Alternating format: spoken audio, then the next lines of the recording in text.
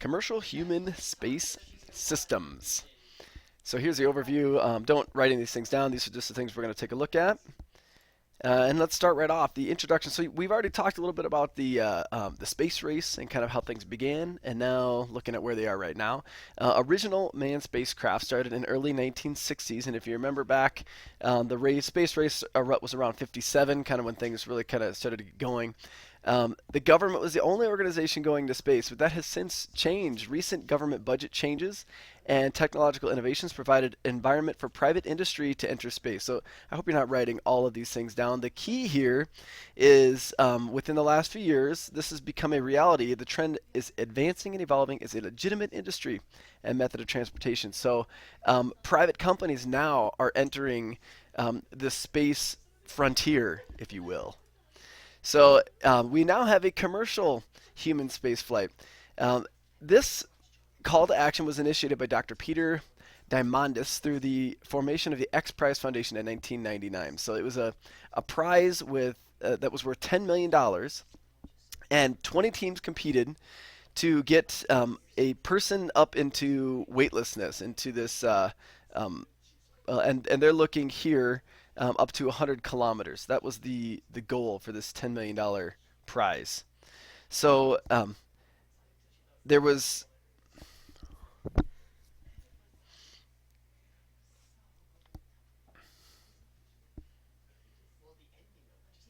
in the Mojave Desert in California, there was a successful flight test on June 21st, 2004, but the official record was set, and the X Prize was awarded on October 4th, 2004. So here is a little timeline right now, and everything just was all government based up until this point, up until really around 1999, and that was that kickoff of that prize. So the first commercial manned spaceflight was 2004, and Virgin Galactic, well, SS1 won that prize, and that formed Virgin Galactic. So now looking beyond that, we're getting into where private companies are starting to be hired out by the government to send things up into space. So let's take a look at first suborbital flight. That is achieves flights to altitudes qualifying in space but do not achieve or maintain orbit. Typically these are short duration flights, and they take off and land at the same position. So as the Earth is rotating, they will speed up a little bit and then try to land back in that exact same spot. And they don't get high enough to reach the International Space Station, sadly. Spaceship One was the first spacecraft to successfully achieve suborbital manned spaceflight as a private company. And here is a little picture of their one of their ships here. So the mothership, the White Knight, lifts the spacecraft 50,000 feet, which is above 80% of the atmosphere, and then this little pod will launch off of it so that they don't have to fight through all of that, pushing against all the atmosphere. So it's just kind of like a little escape pod. It's very similar to what Chuck Yeager did when he broke the sound barrier. So then this is launched off, and then out they go for a few minutes of weightlessness for about $200,000. Or maybe more, actually. So here's a little diagram, the first non-government manned spacecraft. A little diagram showing different components. If you want to pause this, check this out, feel free. So looking at the major contributors to some of this commercialized spaceflight, Peter Diamandis, I'm pretty sure that's exactly how you say it, was the XPrize Foundation, and so was Scaled Composites also played a role. Bert Rutan, these names are probably not as significant, although Sir Richard Branson was a founder of Virgin Group in the UK, and really became the first entrepreneur to take this new tech to a commercial application, and that he was kind of one who really tried to push this.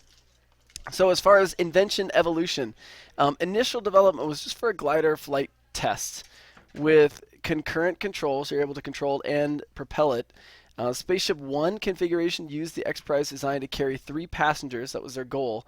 Their next version, which is Spaceship 2, carries 6 passengers, and they're continuing to refine engines and subsystems or other systems to allow for longer suborbital flights, and of course to make it less expensive. So there is still very much a need for improvement in just in space flight and spaceship design and engine systems, propulsion systems.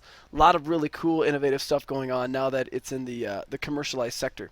Virgin Galactic again was the private human space flight. Their initial tests were in 2011 and 2012, so it was a long time um, after that um, the announcement of the prize. But the first commercial flight, and this is just for human space flight. We're not just getting into suborbital, but again, that I think it was 1999 was when that prize was announced. 2004, I believe it was they won that prize, but they're continuing to push into space flight. They have a commercial flight planned, and depending on when this presentation is viewed, that would be a fun thing to Google and kind of see. It may be in the news here. They operate out of New Mexico. The shuttle replacement, so the retirement of the shuttle program in 2011 created a new need so that we no longer use space shuttles. Now we have to rely on private craft. We still get lifts from the Soyuz. Here's the Soyuz, and they sell seats aboard. The U.S. has to pay for to send people. They pay the Russians to fly them up there. And I think it's something close to, it's like 50 to 70 million, at least in 2016. And people can just pay. If you have $50 million, go ahead and talk to the Russians about this, because they will gladly take your money to fly you up to space. Private people have done this before, just for if they have a lot of money to do that. So that's currently what we're paying, and it's just whatever to the highest bidder. The Russians really don't care.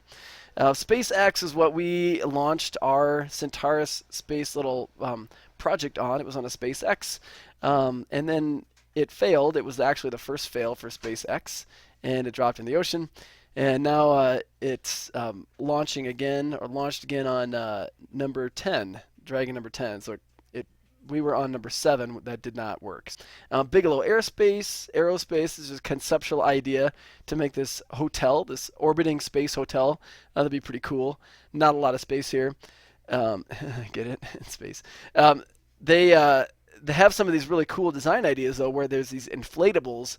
So it doesn't actually take up a lot of space to fly it out there, a lot of room to fly it out there, but once you inflate it with compressed gas, then it's you have a lot of extra space here.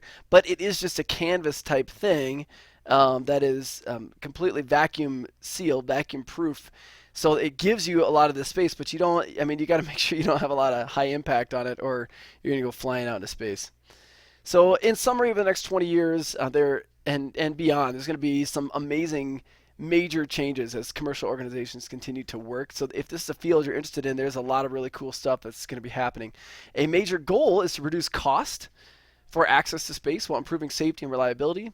So reducing cost usually comes into play when you're talking about launching systems. How are you going to get it up into that orbital space, and being able to reuse spacecraft, and that's what a SpaceX is able to is really working on, and trying to re-land their spacecraft, because that's a huge cost. Then they just have to refuel it, retune it, but they have the main body still there.